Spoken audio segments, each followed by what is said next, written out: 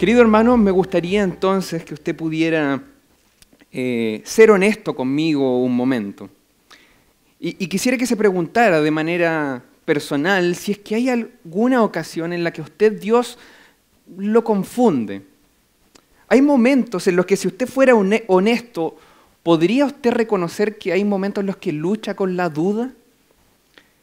¿Alguna vez pareciera, si usted es honesto con usted mismo, pareciera que alguna vez usted está haciendo cosas en el nombre de Dios, pero estas cosas parecieran no hacer gran diferencia?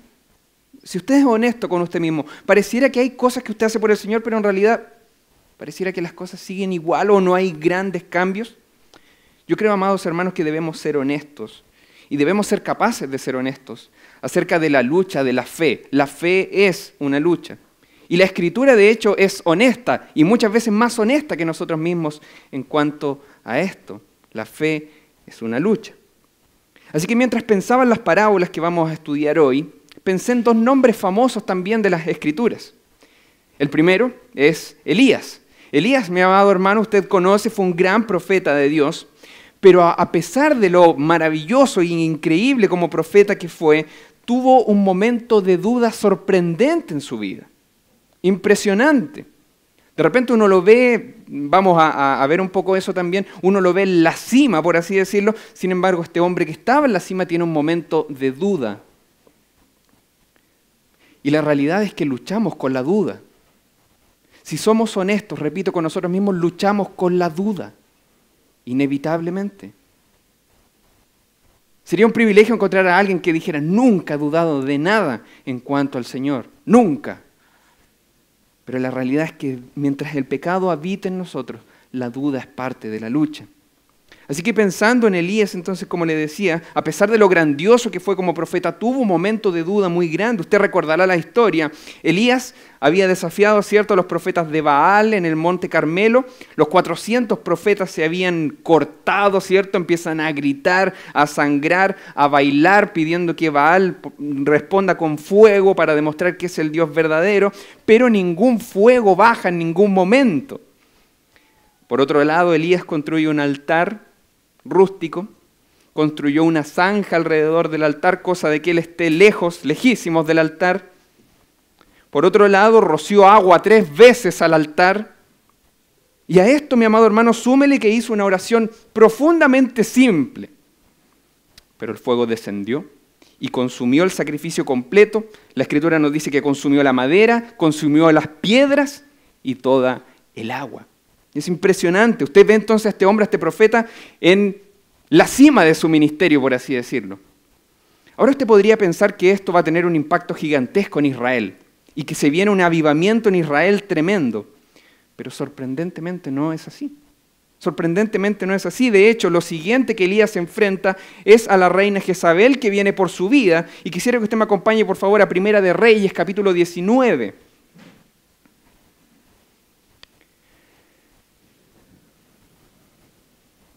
Primera de Reyes, capítulo 19.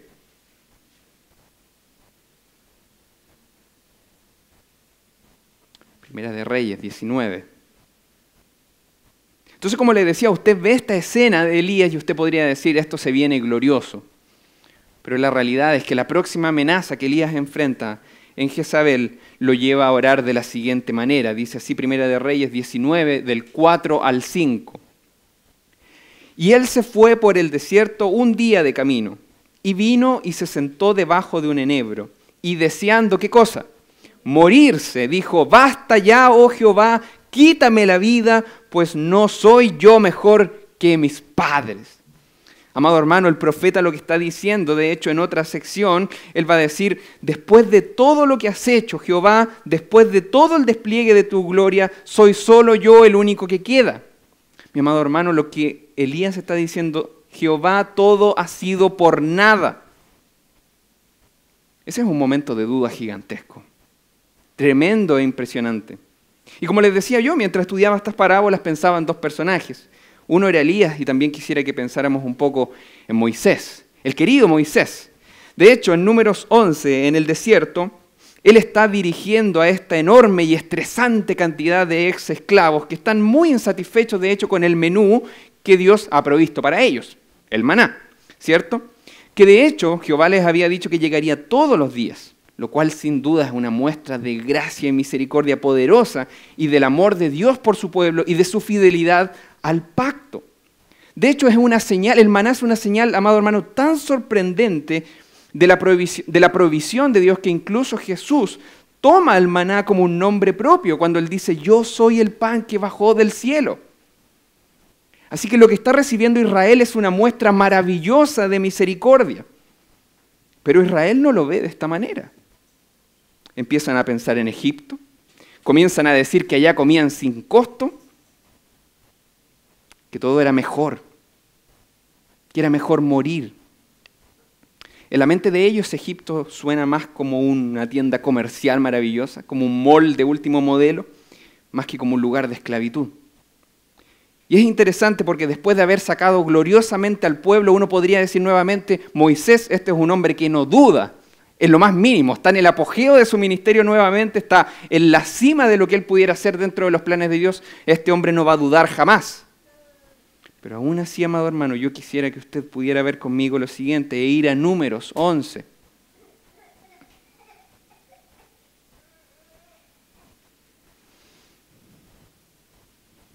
Números 11. Vamos a leer del versículo 10 al 15.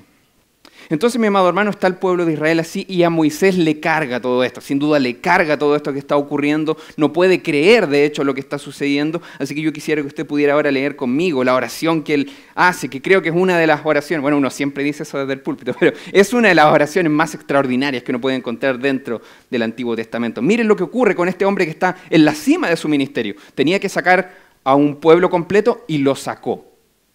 Está en la cima. Pero miren la oración de este hombre. Números 11, del 10 al 15. Y oyó Moisés al pueblo, que lloraba por sus familias, cada uno a la puerta de su tienda, y la ira de Jehová se encendió en gran manera. También le pareció mal a Moisés. Y dijo Moisés a Jehová, ¿por qué has hecho mal a tu siervo? ¿Y por qué no he hallado gracia en tus ojos, que has puesto la carga de todo este pueblo sobre mí? ¿Concebí yo a todo este pueblo? ¿Lo engendré yo para que me digas, llévalo en tu seno, como lleva la que cría al que mama, a la tierra de la cual juraste a sus padres? ¿De dónde conseguiré yo carne para dar a todo este pueblo? Porque lloran a mí diciendo, danos carne que comamos. No puedo yo solo soportar a este pueblo, que me es pesado en demasía. Y si así lo haces tú conmigo, yo te ruego que me des muerte, si he hallado gracia en tus ojos, y que yo no vea mi mal. Seamos honestos, mi amado hermano, la vida en el reino de Dios puede ser muy, pero muy confusa. A menudo las cosas no funcionan como usted esperaría que funcionen. Y creo que hay 3 parábolas en este punto de Marcos, ¿cierto?, que vamos a dar lectura, que es lo más probable que fueron dichas por Cristo para hablar acerca de la confusión, para hablar acerca de la duda, para hablar acerca de las preguntas que inundan nuestra mente, para dar respuesta a todas las preguntas que se hacen aquellos que han dado su vida para seguir a Cristo. Así que este sermón lleva por título Respuestas en parábolas a preguntas inquietantes. Y quisiera de esa manera, mi amado hermano, que pudiéramos dar lectura al pasaje que nos compete el día de hoy. Marcos, por favor, vayamos al Evangelio de Marcos. Capítulo 4.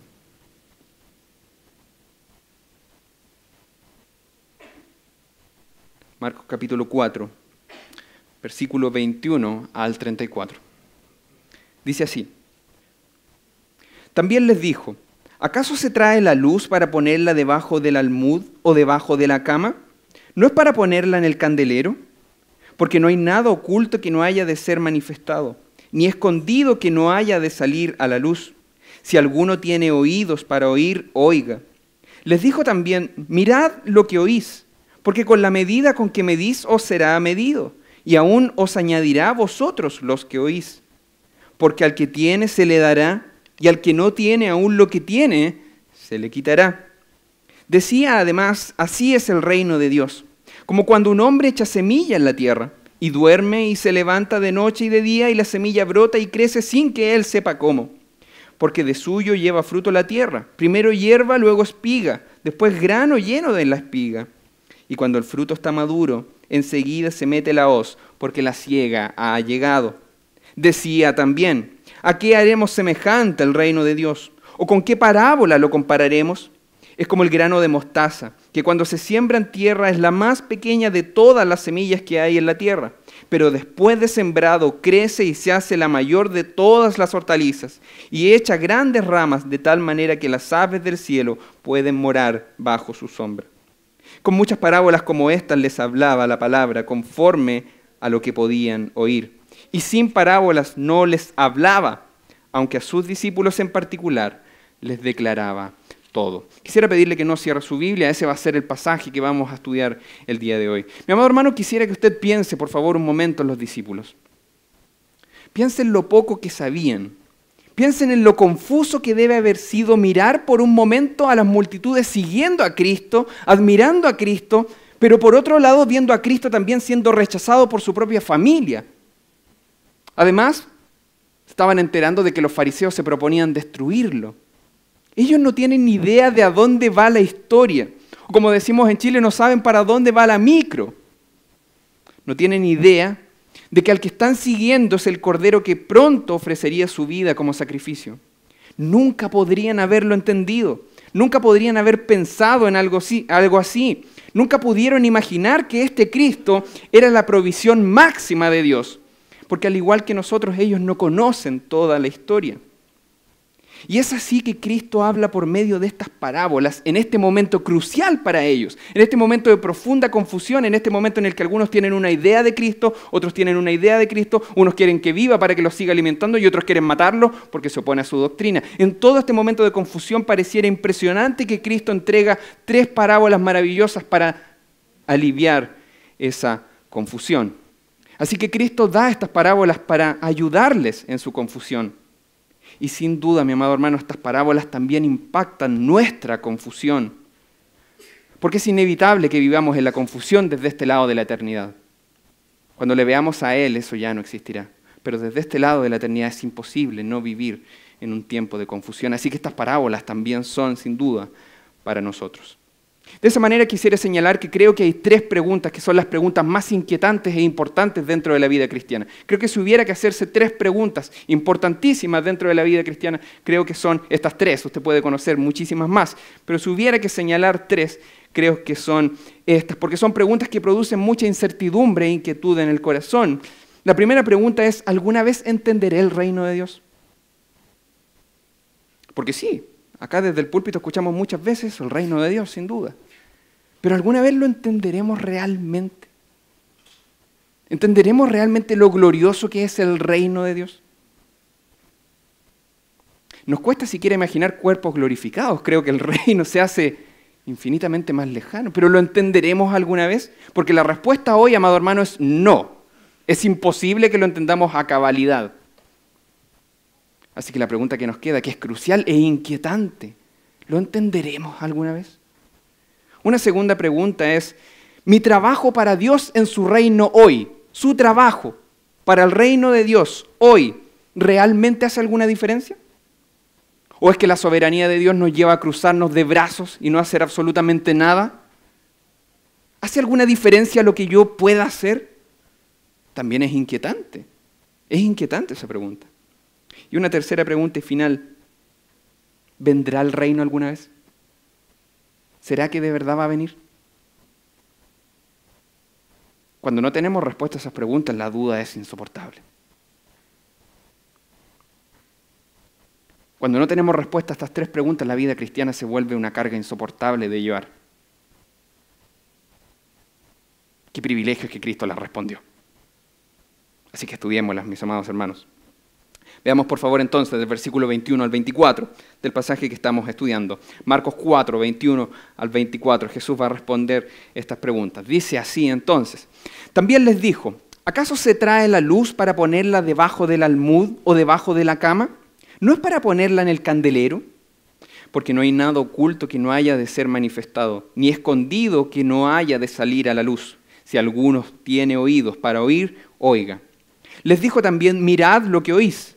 porque con la medida con que medís os será medido, y aún se os añadirá a vosotros los que oís. Ahora, Jesús en realidad, mi amado hermano, en esta parábola está hablando acerca de sí mismo, y eso es algo muy importante. En esta parábola Jesús habla sobre Él, y está hablando de algo que inicia con su venida a la tierra. Por lo tanto, es algo que no se inició antes, es algo que se inició ahora con su venida. Así que pudiéramos decir que realmente esta parábola es una pequeña parábola profética, por así decirlo. Jesús está diciendo, en otras palabras, lo que Jesús está diciendo es, hey, ustedes, los discípulos, ¿no se dan cuenta que ha venido la luz? ¿No se dan cuenta que la luz vino? Dios ha enviado su lámpara al mundo, y este es Jesús, la palabra de Dios. Este es Jesús en quien están escondidos todos los tesoros de sabiduría y conocimiento. Esta es la luz del mundo, y Él está diciendo a sus discípulos, ¿tendría algún sentido que Dios envíe su luz suprema y lo mantenga cubierto? ¿Tendría sentido que Él enviando a su luz la tape? Y luego dice en el versículo 22, como usted puede ver ahí, porque no hay nada oculto que no haya de ser manifestado, ni escondido que no haya de salir a la luz. Yo sé que muchas veces este pasaje lo hemos entendido como un texto que habla de que en algún momento de la historia estaremos frente a Dios, ¿cierto? Y en una especie de cine veremos todos nuestros pecados como en una película, llenos de vergüenza, mientras la sala está llena mirando también nuestros pecados y el resto está diciendo, oh, mira lo que hizo ahí en ese momento. Muchas veces hemos entendido este pasaje de esa manera, pero no es así. De eso no es lo que se trata esta parábola. Esta parábola se trata sobre el reino. Él está hablando sobre el reino, Cristo está hablando sobre el reino, su reino. Así que en ese reino donde no hay nada oculto, ahí se entiende, es en ese reino donde no hay nada oculto que no haya de ser manifestado. Querido hermano, lo que Jesús está haciendo acá es diciendo que Dios ha prometido que este es el comienzo de la revelación de su evangelio. Y Él va a continuar trabajando hasta que las verdades del Evangelio, las verdades desde su reino, hayan sido reveladas a todos y en su totalidad. Eso es maravilloso. Eso es impresionante. Con Cristo inicia la revelación, por así decirlo, del Evangelio. Pero Él está diciendo que en ese reino no va a haber nada oculto. Dios se va a encargar de hasta que Cristo venga, todas las verdades de su Evangelio, todas las verdades de su reino sean reveladas y en su totalidad. Y seguramente, como dicen muchos eruditos, esta es una imagen de la obra del Espíritu Santo que iba a venir. De hecho, la importancia del Espíritu Santo es crucial en este sentido. Quisiera que me acompañe, sin sacar el dedito del pasaje que estamos estudiando, al Evangelio de Juan, por favor. Evangelio de Juan, capítulo 16.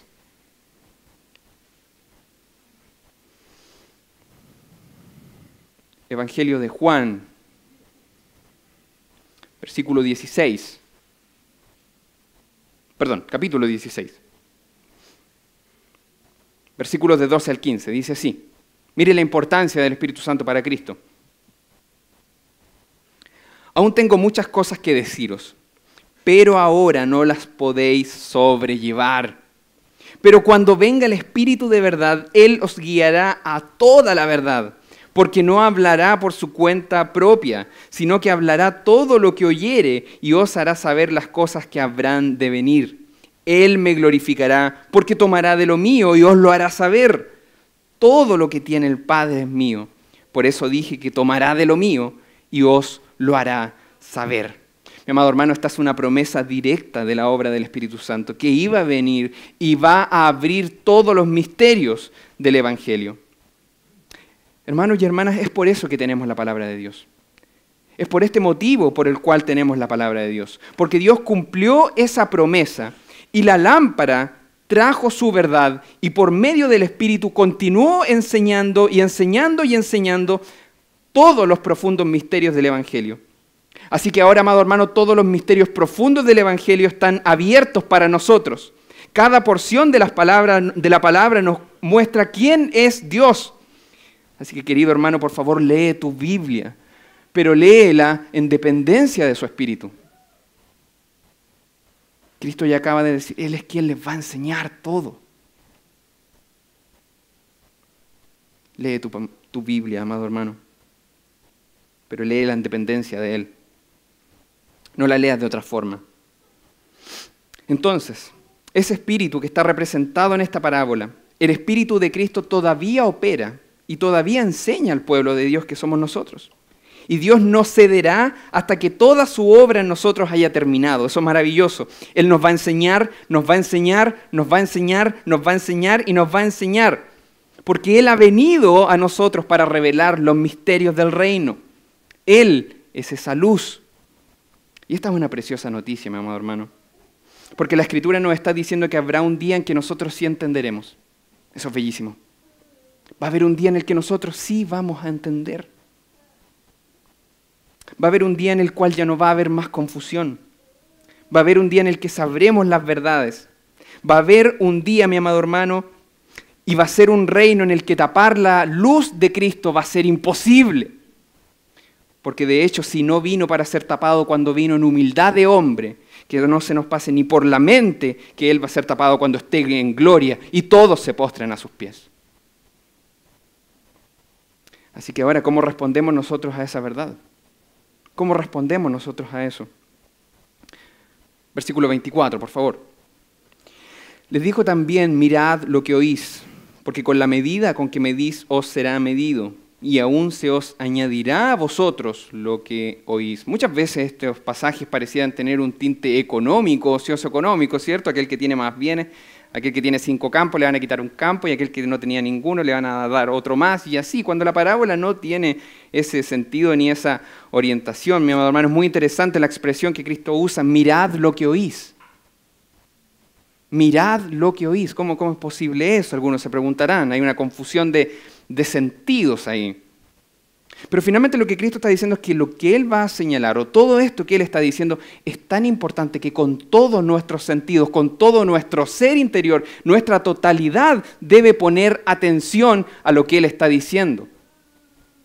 Así que, mi amado hermano, esto no es meramente un sermón, esta es su palabra expuesta y debes oírla y aterrorizarte de no oírla. Mira cómo escuchas con tu totalidad. Así que sí, ¿qué es lo que está diciendo entonces este pasaje? Bueno, este es un tema recurrente en el libro de Marcos. Es la forma en la que debemos responder a Cristo. Y la forma en la que debemos responder a Cristo es con fe. Esa es la respuesta y de eso trata este pasaje. ¿Qué significa entonces esta fe? ¿Cómo se ve la fe en la vida? Amado hermano, tú conoces el Evangelio. Tú conoces el Evangelio.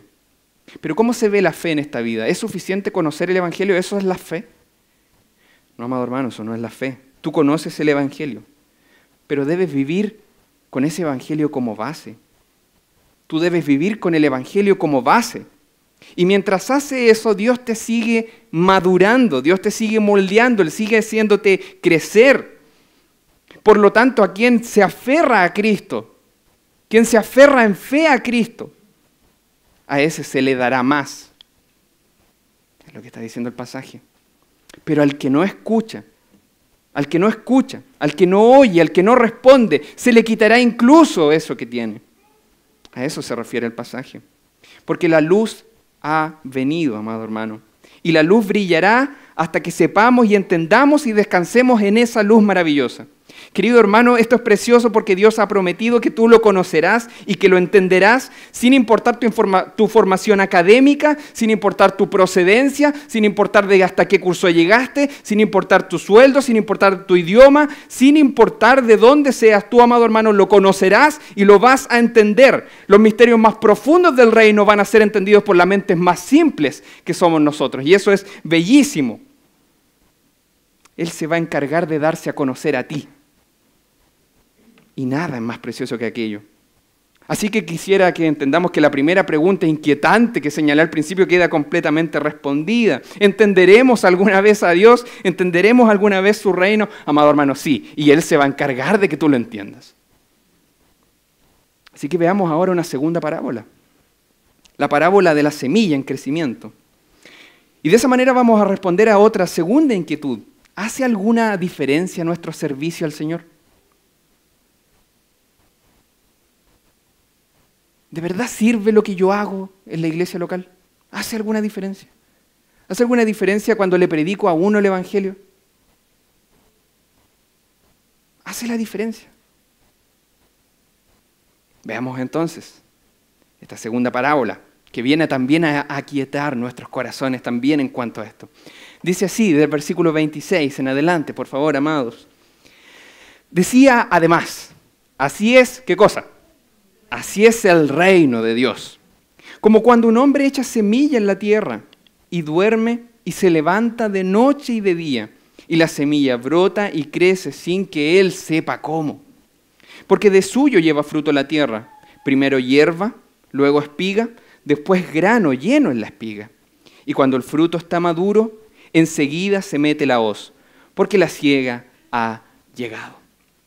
Mi amado hermano, quizás esta parábola se trata acerca de conocer realmente cuál es nuestro lugar. ¿Cuál es nuestro lugar? ¿A qué me refiero con esto? Creo profundamente que esta parábola tiene el propósito de darnos a entender cuál es nuestro lugar. Esta parábola nos confronta a entender cuál es el lugar que nos corresponde a nosotros, incluso a costa de nuestro orgullo.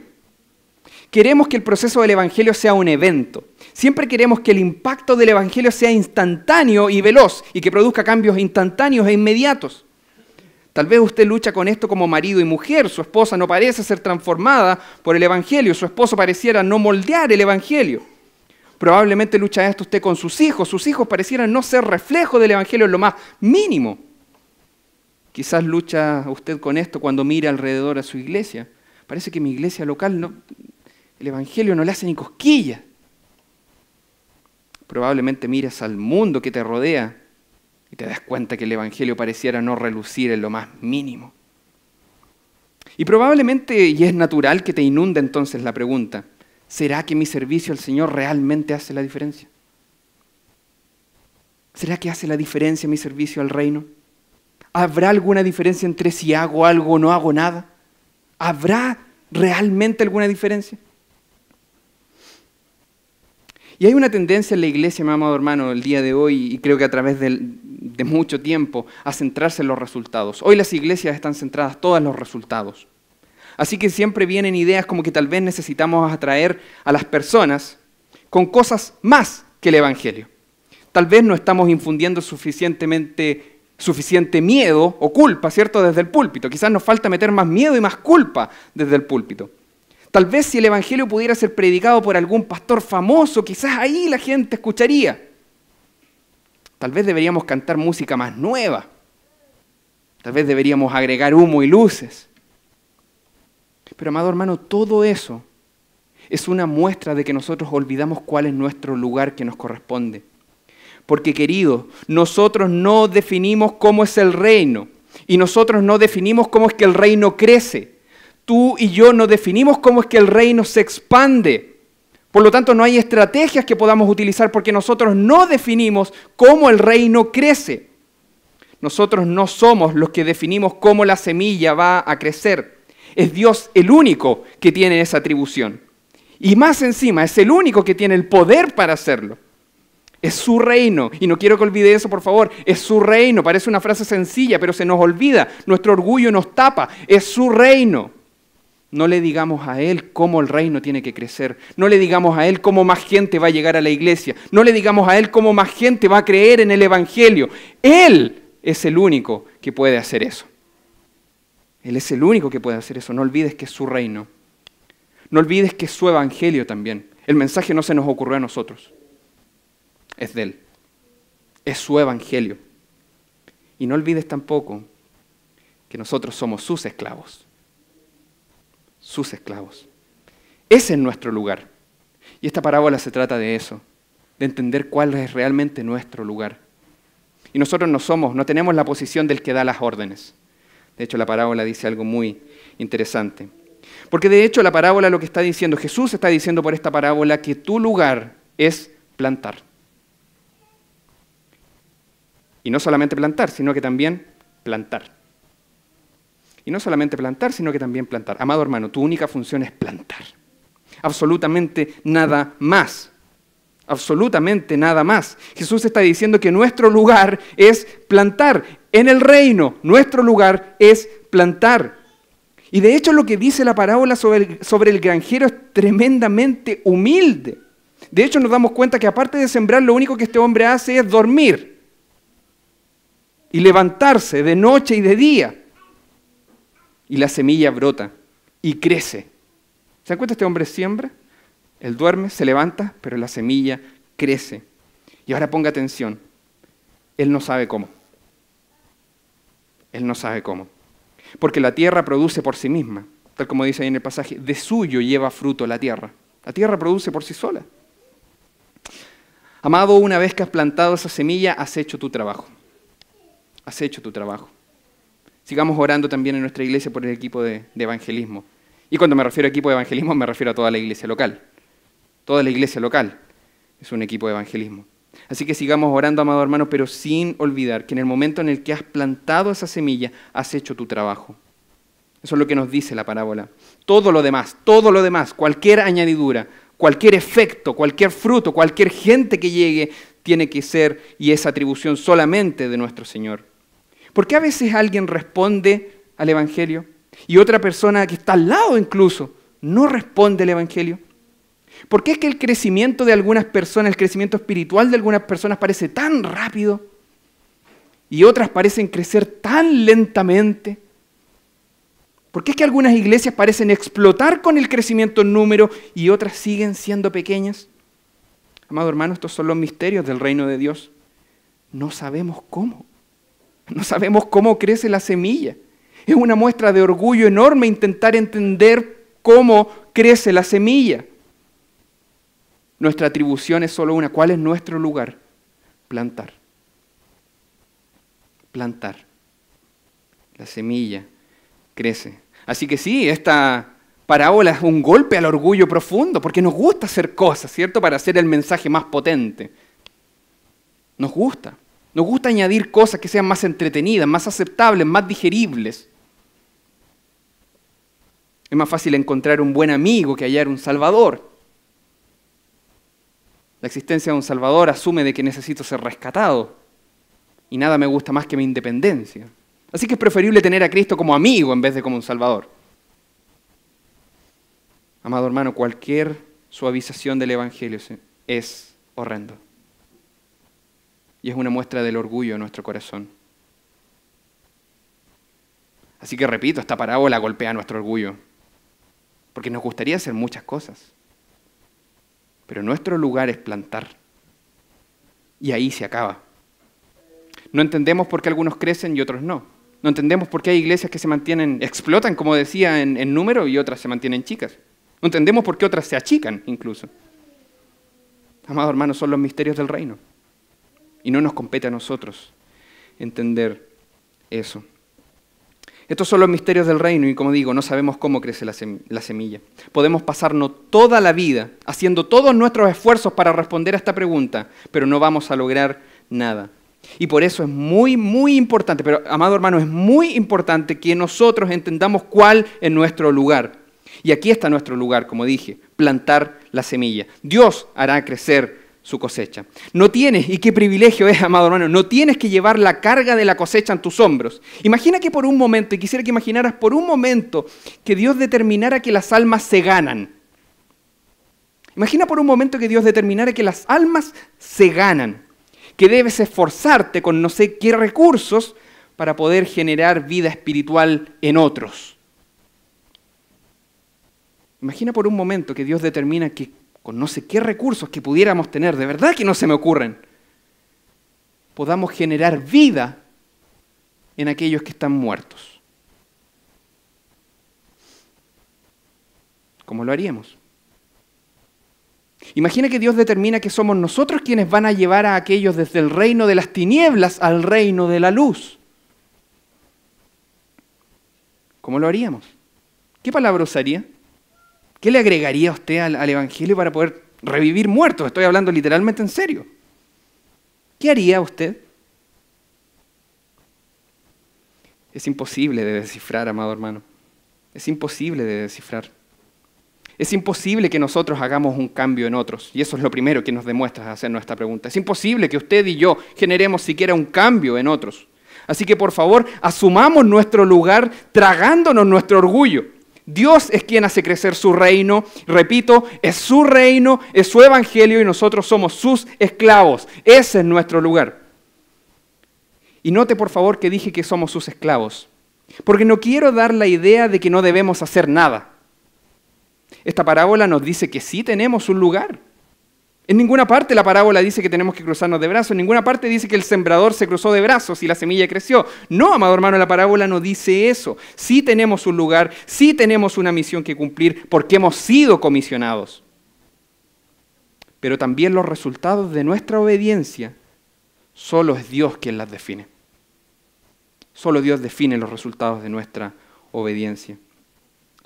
Así que es un gozo, mi amado hermano, saber que no vamos a estar, ¿cierto?, frente al trono blanco con un ábaco ahí, ¿cierto?, mientras van moviendo nuestras fichas para contar cuántas almas ganamos. Qué privilegio saber que eso no es así, sino que en los méritos de Cristo, amado hermano, tú vas a ser juzgado por cómo obedeciste a tu supremo Salvador. Y cómo ese supremo Salvador llenó tu vida, imposibilitándote vivir de una manera que no sea rindiéndote a sus pies y obedeciendo sus mandamientos. No vas a ser juzgado por cuántas almas ganaste, pero sí por cómo el glorioso Salvador transformó tu vida, haciéndote imposible que vivieras de otra forma que no sea para su gloria. En los méritos de Cristo. Así que padres aquí presentes, no hablo por mí, pero sí por ustedes, padres aquí presentes, quisiera informarles una noticia catastrófica. Ustedes no tienen capacidad alguna para producir fe en sus hijos. Ninguna. Hermanos y hermanas, ustedes no tienen capacidad alguna, ni yo, para traer a una persona al reino de Dios. Ninguna. De hecho, ni yo aquí predicando tengo alguna posibilidad o más posibilidades, ¿cierto?, de lograr aquello. No puedo hacer que un muerto espiritual nazca de nuevo, porque no es mi lugar, no es su lugar. No podemos hacerlo, pero buenas noticias, amado hermano, Dios sí puede. Dios sí puede.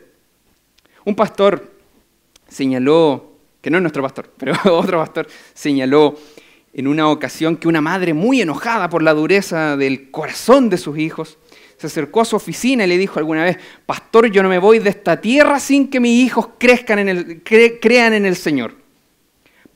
Sobre mi cadáver, que ellos no se van, y yo no me voy de esta tierra sin que ellos declaren que Cristo es el Señor y que confían en Él plenamente.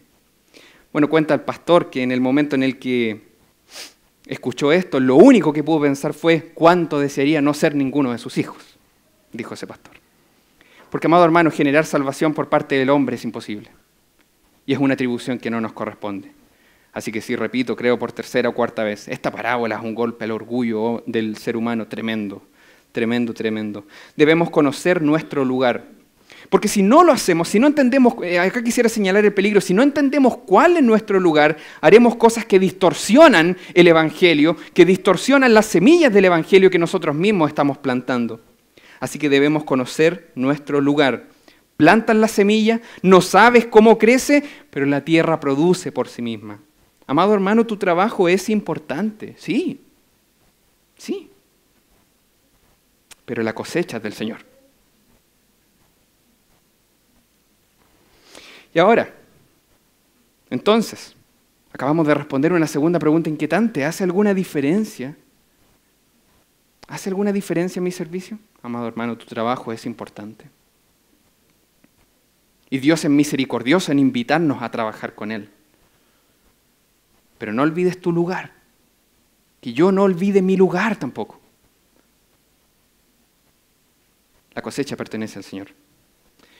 Y ahora, nuestra tercera y última parábola. Pareciera que la argumentación de Marcos va aquietando nuestro corazón, ¿cierto? Ya llevamos un par de versículos y nuestro corazón ya está mucho más quieto con estas preguntas inquietantes. Así que vamos a esta tercera parábola, la parábola de la semilla de la mostaza. Y respondamos quizás a la pregunta más inquietante dentro de las tres que hemos visto. Creo que es la pregunta más crucial y de hecho si no respondemos esta pregunta, todas las demás, aunque tengamos una respuesta, serían innecesarias. La tercera pregunta es: ¿vendrá el reino alguna vez?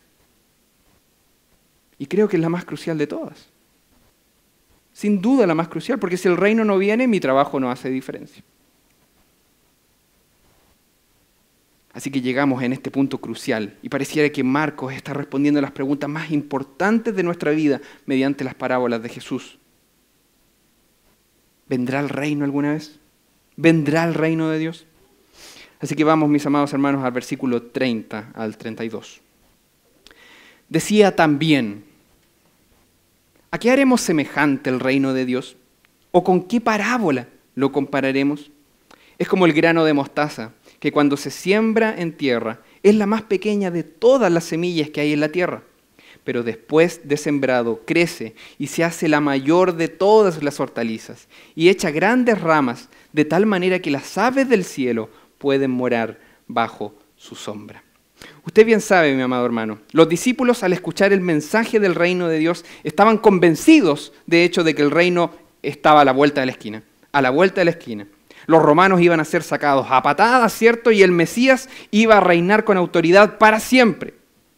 Entendemos eso al ver todas sus conversaciones.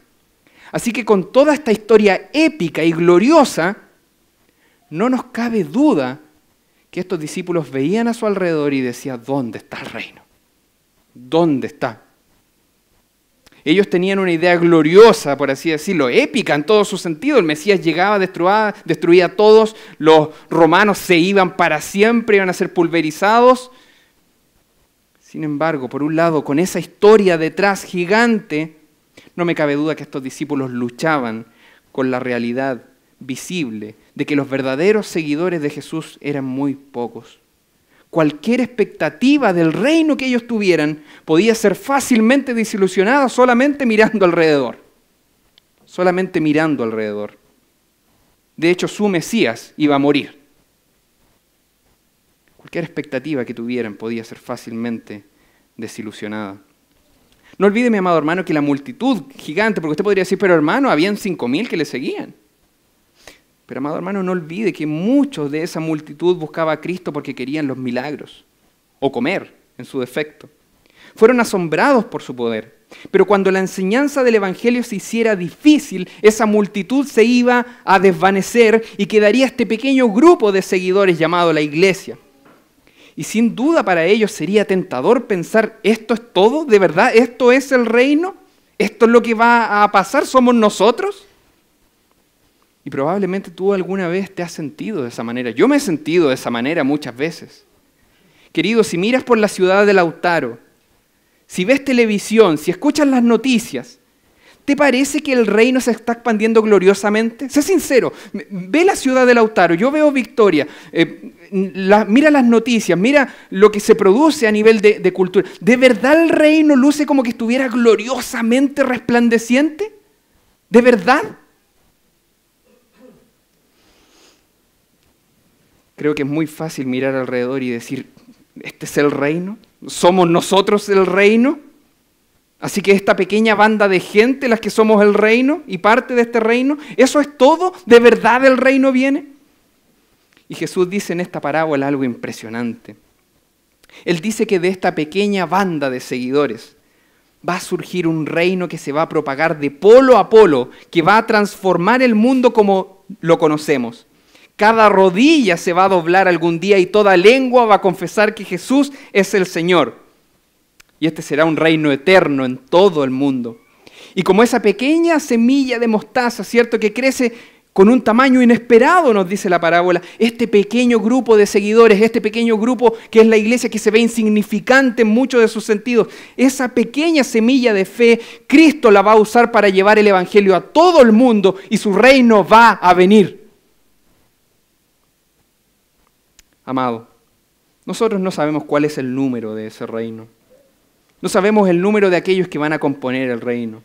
Ni siquiera podemos entender la gloria del reino venidero. Porque miramos a nuestro alrededor, de hecho, y la semilla es completamente insignificante. Es insignificante. Pero su descendencia, mi amado hermano, producirá una cosecha que es inimaginable. Inimaginable. Y si bien vimos de forma individual esta parábola en Lucas, hace unos meses atrás, quisiera que nos preguntáramos en esta estructura maravillosa que Marcos está articulando, ¿de qué se trata esta parábola entonces? ¿Qué cosa en nuestro corazón se puede apaciguar al leer esta parábola? Esta parábola se trata sin duda, para aquellos que están escuchando, ahí los discípulos que vienen con una expectativa del reino gigante, sin duda esta parábola se trata acerca de la paciencia. Como lo dije yo en una ocasión anterior, no me cabe duda que cuando los apóstoles escucharon la palabra crecimiento, de que la semilla tenía que crecer, debe haber sido una tortura impresionante porque ellos querían el reino ahora. Llegó el Mesías, listo, mañana se van los romanos. Sin embargo, Cristo dice que la semilla va creciendo. Así que esta parábola se trata sobre la paciencia y la perseverancia. Porque Jesús está prometiendo que su reino vendrá y que su voluntad se va a hacer. Jesús está prometiendo que su reino será grande, glorioso y eterno, pero que nosotros debemos tener fe, ser pacientes y perseverar. Y Marcos termina aquí de manera muy interesante, como con un comentario editorial, por así decirlo, casi un comentario editorial. Quisiera que me acompañara, por favor, al versículos 33 y 34. Casi un comentario, casi una firma de autor al final. Con muchas parábolas como estas, les hablaba la palabra, conforme a lo que podían oír. Y sin parábolas no les hablaba, aunque a sus discípulos en particular les declaraba todo. Amado hermano, Jesús continúa hablando en parábolas, nos dice el pasaje. Estas cegaban los ojos de los que no creían, pero por otro lado iban a generar profundas preguntas en los corazones de los discípulos que sí creían. Y Jesús iba a ser la respuesta a todas esas preguntas. Es impresionante. A algunos los cegaba, pero a ellos les declaraba todo. Amado hermano, aquellos en los que no creen, las parábolas generan ceguera. Aquellos en los que creen generan preguntas. Y Cristo es la respuesta a todas esas preguntas. Esa es una maravilla. Esa es una maravilla. ¿Alguna vez entenderás? Sí, amado hermano, vas a entender. Vas a entender. Habrá un día en el que mirarás hacia atrás y dirás, Señor, entiendo tu plan, entiendo tu propósito, todo tiene sentido ahora para mí, todo. Amado hermano, ¿tu trabajo para el Señor vale la pena? Sí. Sí, amado hermano, mucho. Pero no puedes tener una mentalidad de que el Evangelio es un evento, como si todo debiera ocurrir al instante. Porque recuerda, amado hermano, estás plantando semillas. Y en el momento en el que plantes la semilla del Evangelio, tu trabajo terminó. Y debes confiar en tu Padre Celestial que controla la cosecha. Y entonces debes ser paciente y perseverar. Y finalmente quisiera recordarte que de un grupo pequeño de personas, poco destacables de hecho, sin grandes insignias o logros, nosotros, Dios está trabajando para transformar, restaurar y renovar su mundo. Y Él dice que su reino viene. Viene. Viene, amado hermano. Así que, hermano, sé paciente, persevera, por favor, amado hermano, porque aunque el mismo infierno intente destruir la voluntad de nuestro Rey de Reyes y Señor de Señores, nada lo va a poder parar. Gloria a Dios por eso.